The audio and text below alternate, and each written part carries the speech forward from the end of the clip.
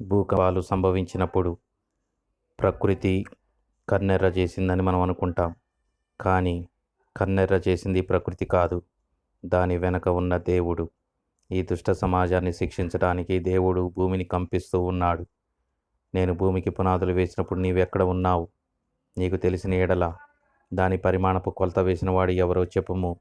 దాని స్తంభముల పాదులు దేనితో కట్టబడి నువ్వు చెప్పుమని దేవుడు అడుగుతున్నాడు. భూమి స్తంభములు దేవుని వశములో ఉన్నాయి. లోకములను వాటి మీద నిలిపి ఉన్నాడు. దాని స్తంభములు అదరజేయువాడు ఆయనే అని బైబిల్ గ్రంథం తెలియజేస్తుంది. భూమి ఎన్నటికీ కదలకుండా పర్వతములు అనే పునాదుల మీద స్థిరపరచబడి ఉంది. దాని మీద అగాధ జలములను వస్త్రం వలె కప్పి ఉన్నాడు. ఎప్పుడైతే ఆయన భూమిని కంపించాలని అనుకున్నాడో ఆయన సముద్రమును రేపుతున్నాడు.